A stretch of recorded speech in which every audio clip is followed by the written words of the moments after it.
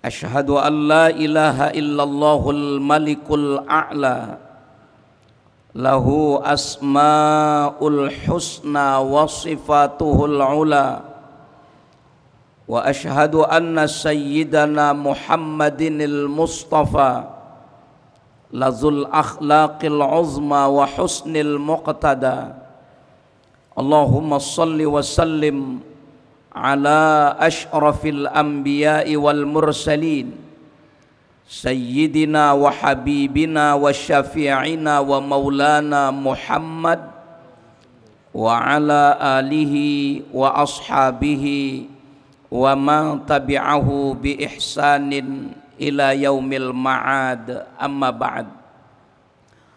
Usikum wa iyaya bitaqwallah wa ta'atihi la'allakum tuflihun.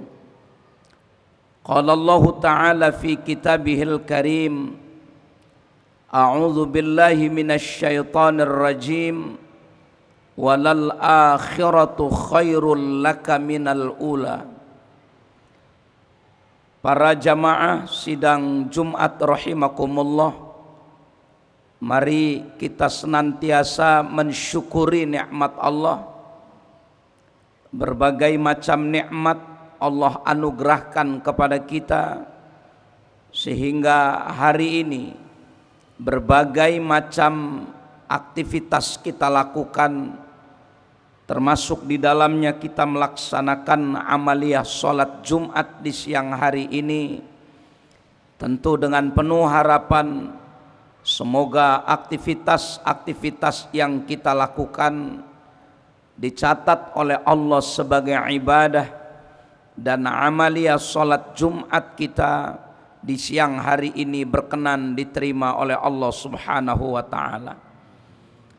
Para jamaah, Indonesia yang terkenal dengan berbagai macam sukunya ini ternyata kaya akan tradisi, kaya akan adat istiadat.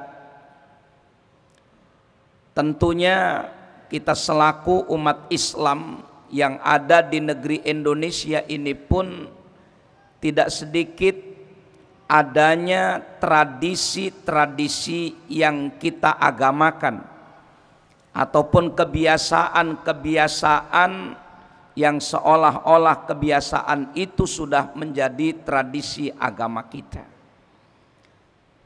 Tentunya tidak semua tradisi itu dibenarkan oleh ajaran agama, dan juga tidak semua tradisi-tradisi itu juga bertentangan dengan ajaran agama.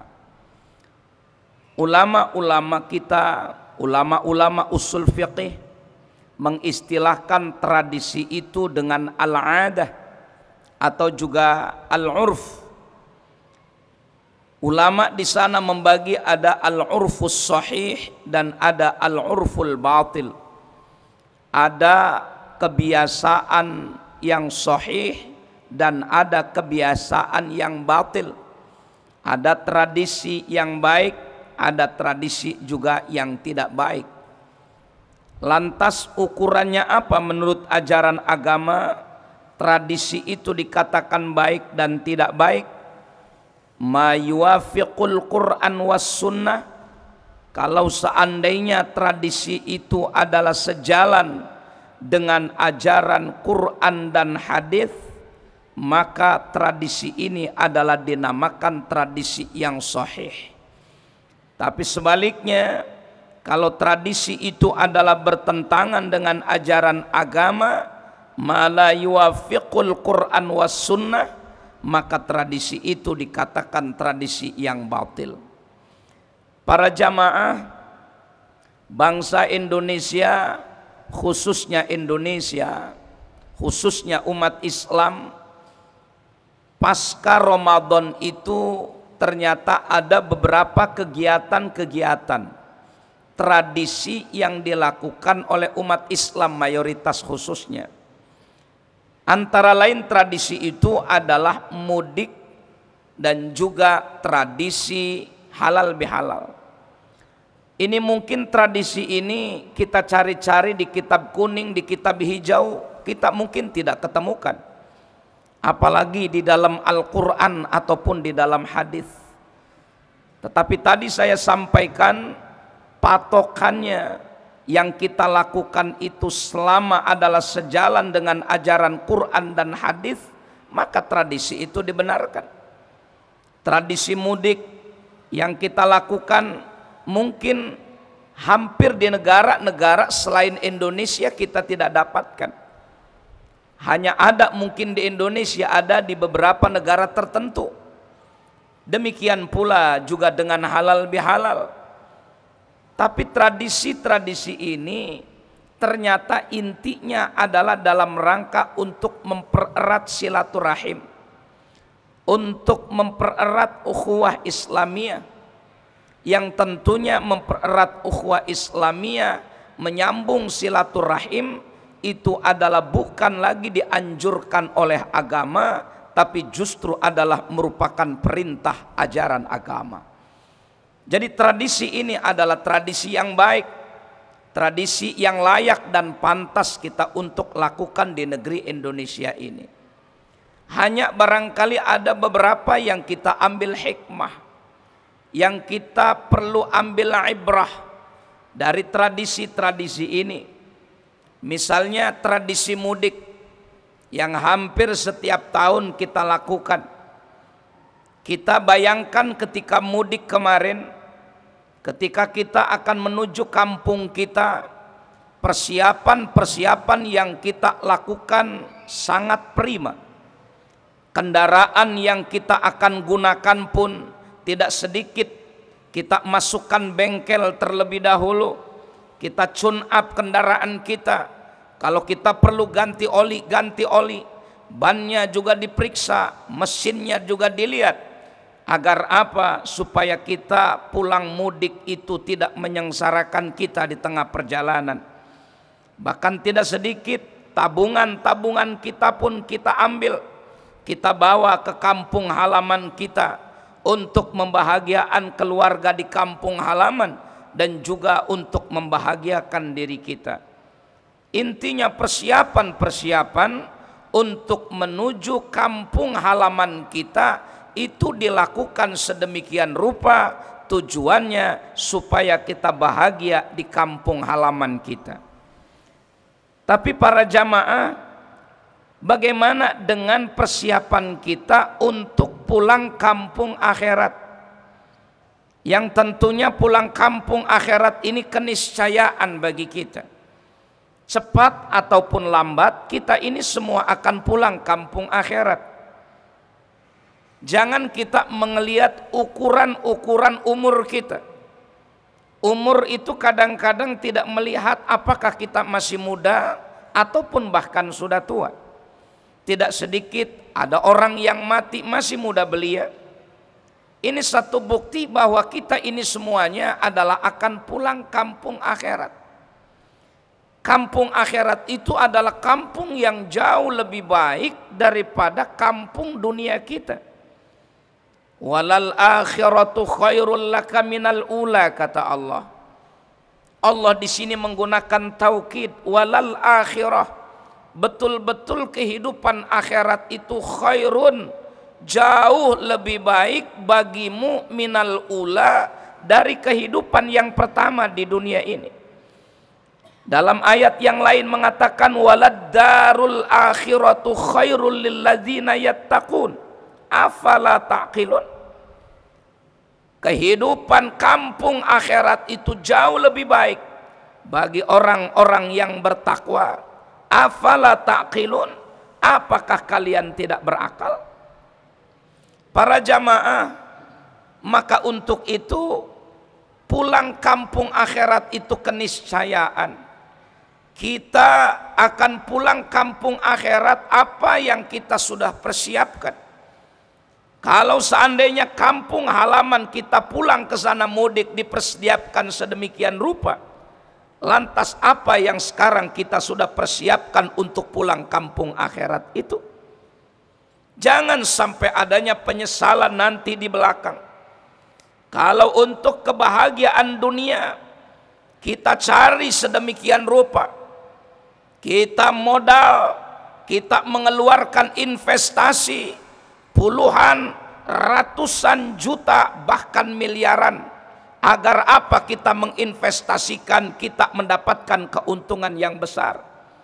Tidak sedikit kita untuk menanam modal kita, untuk menambah modal bisnis kita, sampai rela-relanya kita gadaikan beberapa harta kita.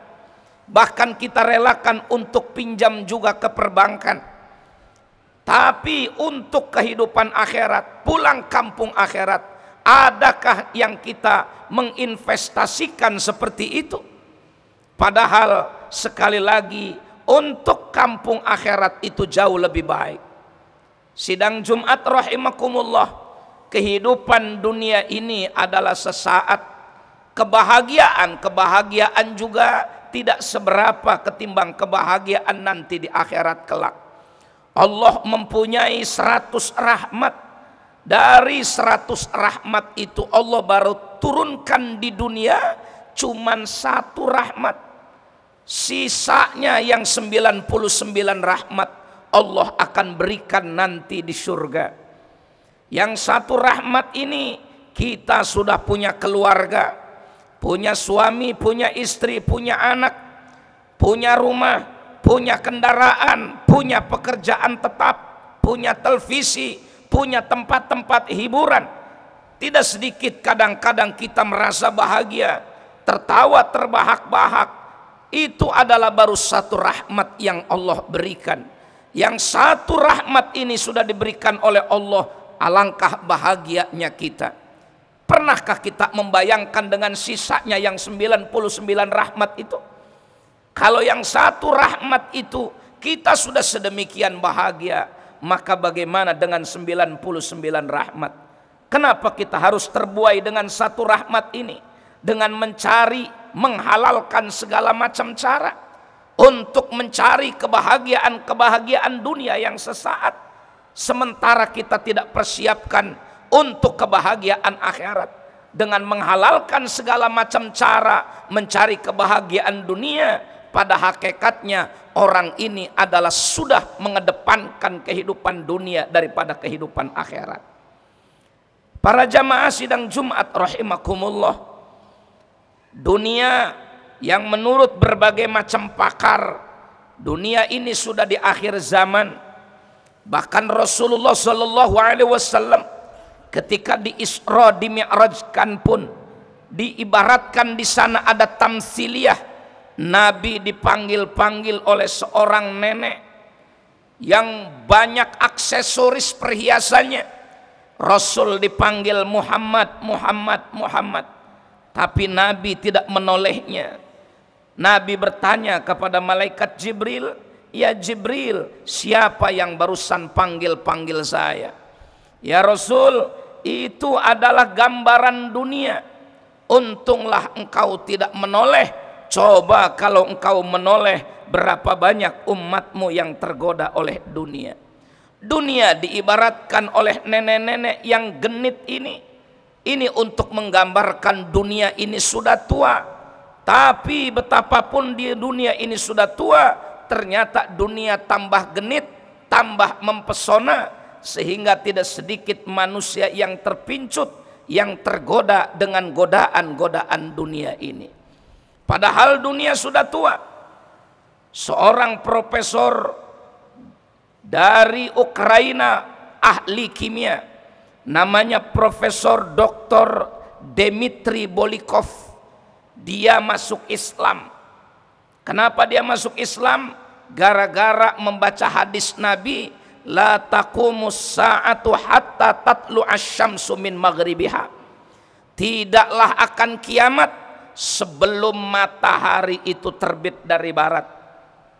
Para wartawan bertanya-tanya, kenapa Profesor akibat membaca hadis ini kok bisa masuk Islam?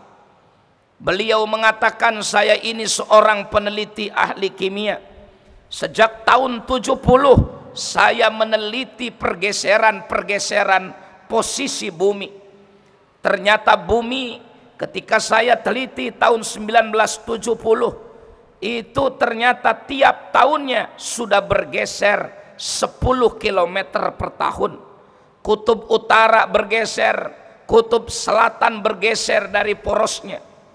Terus kemudian berkembang, tahun ke depannya itu adalah 20 km, 40 km. Bahkan sekarang sudah mencapai pergeserannya per tahun itu 200 km per tahun. Artinya posisi kutub utara sebentar lagi akan memasuki selatan, dan kutub selatan sebentar lagi akan memasuki kutub utara. Maka ketika matahari terbit dari timur, maka dilihatlah oleh manusia-manusia yang ada di bumi, melihatnya posisinya sebelah barat. Bukan mataharinya yang berubah, tapi posisi buminya adalah yang berubah. Kenapa perubahan itu sedemikian cepatnya? Karena memang matahari itu senantiasa mendapatkan energi dari panasnya matahari. Dan matahari tambah belakang ini tambah sangat panas untuk memberikan energi kepada bumi ini. Kenapa tambah panas?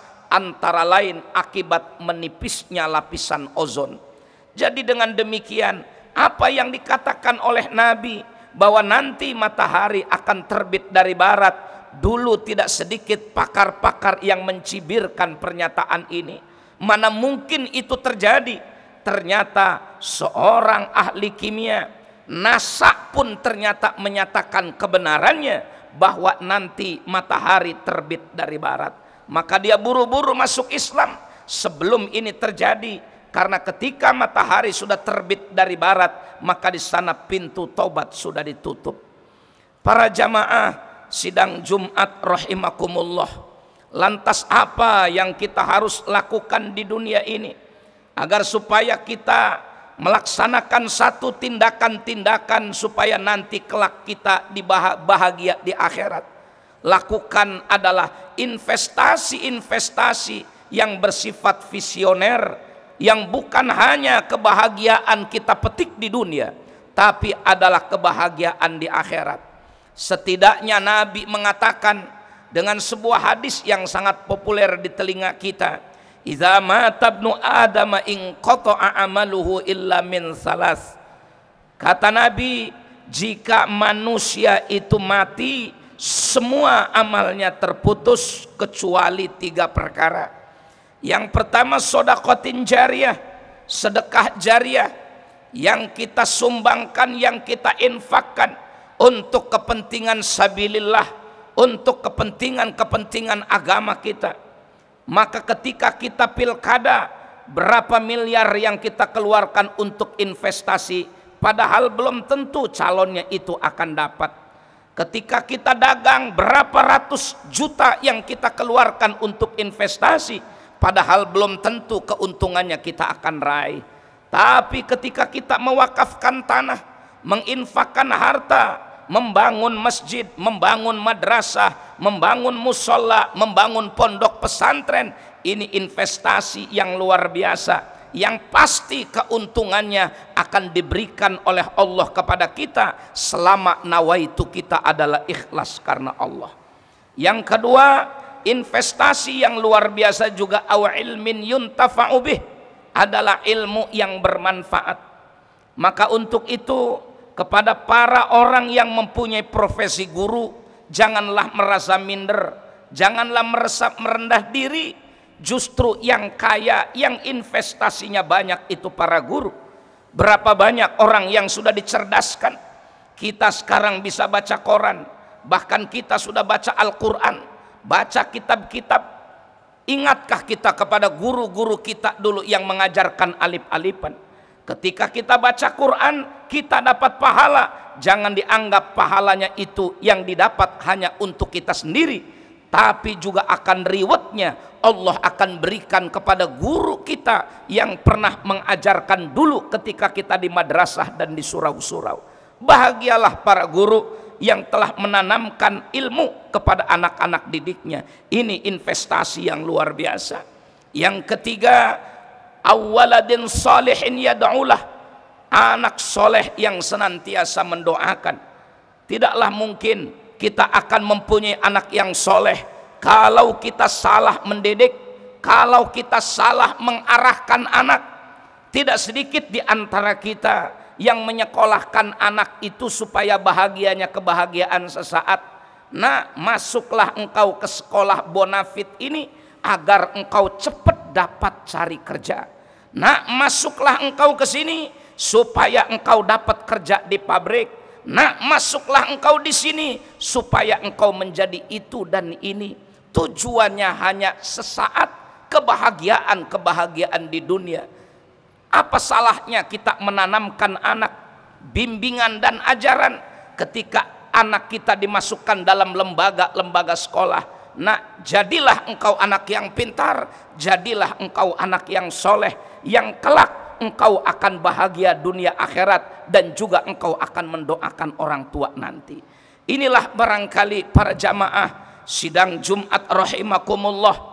Jadi untuk itu pulang kampung, halaman kita persiapkan sedemikian rupa, maka kita pun siogianya dan sepantasnya untuk mempersiapkan pulang kampung akhirat yang sudah pasti kita akan pulang, lambat ataupun cepat, mati kita kapan, kiamat akan datang, itu kita tidak tahu. Yang penting sudahkah kita sudah mempersiapkan itu semua?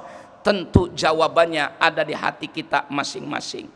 Tentunya kita bermohon kepada Allah agar Allah senantiasa memberikan kita kekuatan. Semoga sisa-sisa hidup kita ini agar kita banyak menginvestasikan diri kita untuk kebahagiaan akhirat. A'udzubillahi minasyaitonir rajim. Walal akhiratu khairu wa abqa. Barakallahu li wa lakum fil Qur'anil azim wa nafa'ani wa iyyakum bima fihi minal ayati wa dzikril hakim wa taqabbala minni wa minkum tilawatahu innahu was-sami'ul alim.